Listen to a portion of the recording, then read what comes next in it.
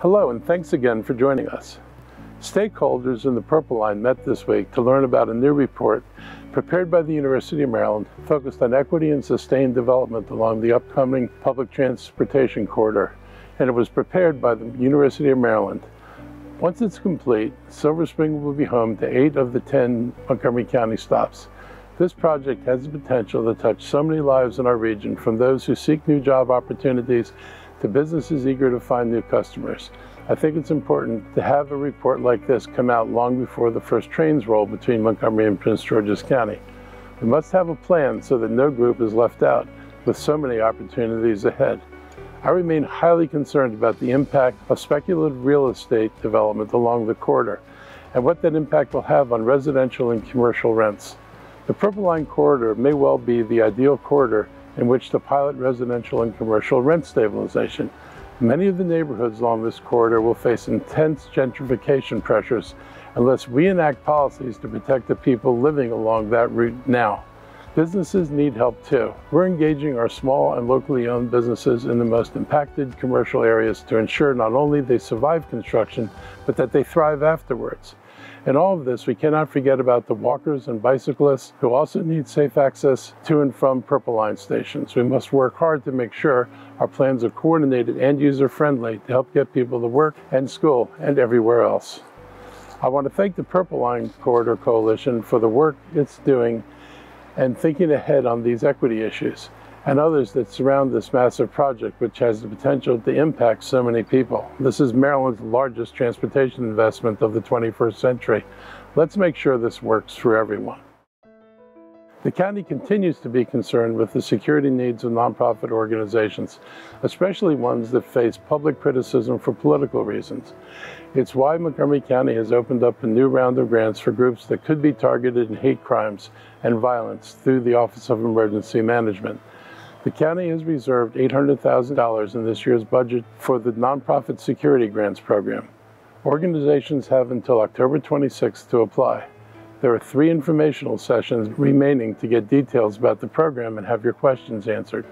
They will take place on Monday, October 3rd at 7 p.m., Wednesday, October 19th at 1 p.m., and Monday, October 24th at 7 p.m.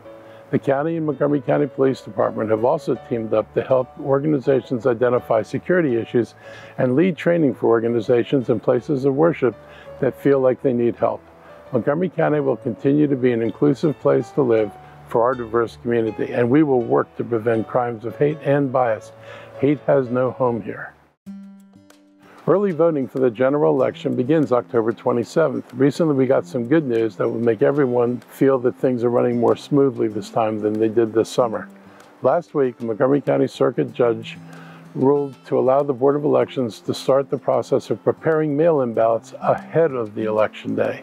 This is great news for voters and candidates. It will prevent the long delay in reporting final election results like we saw after July's primary, and it will ensure that newly elected officials will be able to be sworn in on time. This decision changes the ballot counting process used this summer when the Board of Elections had to wait 48 hours after election day to even begin counting mail-in ballots. As a result, the board was swamped with counting ballots that took weeks to tally. The General Assembly had passed a law this session allowing the early processing of mail-in ballots before Election Day, but it was vetoed by the governor. Not allowing election workers to get ahead of the mail process simply doesn't make sense with the tens of thousands of people who chose to vote by mail. The court's decision last week is an acknowledgement that there's a new normal and voters expect the process to be convenient and easy, and they expect their votes to be counted quickly. Sadly, it appears that the Republican nominee for governor has a different view. He's filed an appeal in an attempt to reverse the court's decision and once again have our election workers counting ballots for weeks after Election Day. It's my hope the courts will uphold last week's ruling, and I believe this decision is better for Maryland. With the beginning of October comes Energy Action Month. Our Department of Environmental Protection is encouraging residents to be more energy conscious. Everyone should look to reduce their use of carbon-based energy and begin to adopt alternative energy sources like electricity and wind. Throughout the month of October, we'll be leading the public push for people to make decisions about different ways they can power their lives. Next week's theme will be Electrify Your Ride Week. The following week will be Electrify Your Home, then Electrify Your Kitchen, and we'll wrap up the month with Electrify Your Lawn. I've been driving an electric car for several years now and have just put solar panels on top of my house. I'm also looking into fitting my house with electric appliances. Interest and enthusiasm for electric options are really beginning to grow now. There are more than 16,000 plug-in vehicles registered in the county, and more than half of them are fully electric. And I have no doubt that demand for these options will continue to grow as more people in Montgomery County follow our climate action plan and do what they can do to help us reach our zero carbon goal by 2035. Just last month, we got an important update on our efforts through the Climate Action Annual Report. By the end of this calendar year, 76 single-family homes has installed solar panels throughout the Capital Area Solar Co-op, which offers discounted pricing and a quality installation. We've also committed more money to the county's Green Bank to help businesses reduce their carbon footprint. Later this month, the county will cut the ribbon on a bus depot that will now be equipped with a solar panel canopy that will create a microgrid and be the power source for our new electric buses. We look forward to using the month of October to raise awareness about the alternative energy uses in the county and to share ideas on how people can save money and the environment. Our Hispanic Heritage Month tour of businesses continued last week with a trip up I-270. The first stop was at the Art Gallery in Kentlands. It's the second space opened by two women behind Rofa and Beta Galleries. The original location, La Morada, in Potomac, is also open to the public, but by appointment only. The women behind these galleries are proud of the Latin American artists that they've been able to showcase here in Montgomery County, giving examples of strong voices and cultural awareness. I was impressed with the political protest art from the streets of Columbia, featured at the new Kentlands location on Main Street in Gaithersburg. It was a great opportunity to see people curious about the art inside and browsing in the store when I was there last Friday. Gabriela Rosso has many stories to tell, and I wish her success as she brings 20 years of art world experience and a love for daring art to Montgomery County. Next, I traveled to Germantown to a more interactive art experience at We Art Fun, which is located just a few blocks from the Black Rock Center for the Arts. It was started by Roxana Rojas Luzon, who enjoyed the paint-your-own ceramic stores in other parts of the county and wanted to bring that experience to the Up County.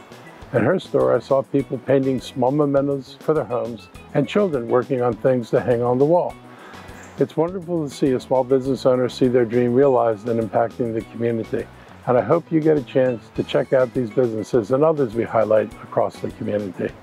We're sharing pictures from all our visits through my Facebook page and also the Twitter pages. And they're also available on Montgomery County's Flickr page if you want to see more. This week I had the chance to join Montgomery County Police Chief Marcus Jones and Montgomery County Economic Development Corporation COO and President Bill Tompkins for a sit-down with the embassy leaders from Korea.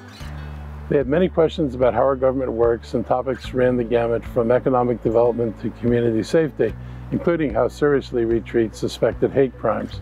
We also spent time talking about environmental policies and education. And speaking of education, I'm very proud of how well Montgomery County Public Schools fared in the latest ranking of state schools done by Niche. Poolesville High School was rated #1 in the state, and 7 of the top 10 public high schools in Maryland are here in Montgomery County. No school in our county was ranked in the bottom half of the list, which evaluated 232 schools. These high marks would not be possible without excellent leadership and guidance from our school leaders and the outstanding teachers and staff we have in our county. They have worked hard in spite of all of the challenges we faced over the last 2 years. Of course, our students deserve a lot of credit too for paying attention, handling adversity, and doing their work. I'm proud that our county continues to stand out in many different ways and is seen as an example to learn from. I look forward to the partnerships that come from our visits with the Korean consulate and spreading the word that Montgomery County continues to have one of the best school systems in Maryland. Flu shots are now available at pharmacies all across Montgomery County. You may be thinking, I can't remember the last time I got the flu. That's exactly why making it a priority this year is so important. One side effect of the pandemic is that we've been spared a significant flu season. We've had our defenses up for so long with COVID-19 threats that our bodies may not have the resistance to flu that you would expect without a flu shot. We're also more active and around more people again, even compared to last fall. please consider booking an appointment to get your flu shot. The county will host the flu vaccine clinic in October and November. You can also call 311 for more information about flu shots available through the county or setting an appointment. But please remember, flu shots are widely available right now at pharmacies and doctors' offices. On our COVID-19 update, our case rates continue to fall with fewer than 150 cases per 100,000 people, but they've actually stayed pretty steady. Our community level status remains low. The main thing we want to stress is vaccines and boosters. They've helped us reach the level we're at now, and without those protections, we've seen what happens. Mortality rates and hospitalization rates are not on the way down like the cases are, and that's because of the very small number of unvaccinated people in our county. They account for the majority of new severe cases that we're seeing. The new bivalent vaccine, which increases protection against two different variants of COVID, Omicron and the original variant, is the only booster being administered right now. Since its introduction, we've seen a slight increase in vaccines administered throughout the county. We hope that continues and that people realize their best protection moving forward is with vaccines and boosters. Even if you haven't kept up with the booster recommendations in the past, there's no need to play catch up. This new booster is the only one recommended now. You don't need to make up for lost shots. We now have a date set for our next town hall forum on monkeypox. It will be held virtually Monday, October 10th, and focus on the Black community. Recent data shows us we're seeing a greater percentage of Black men and Hispanic men impacted by the virus. We also recently expanded eligibility for MPX vaccine, allowing anyone who is at high risk of contracting the disease to receive a vaccine through the county. Our case count in Montgomery County remains at nearly the same level it's been for the past 3 weeks, around 80 cases reported. That accounts for about 12% of the cases across the state of Maryland. We will continue to provide vaccinations and inform the community about the spread of this highly contagious disease and do our best to make sure the treatment and distribution of preventative education is fair and equitable. All that said, I hope you have a great week and look forward to talking to you again next week.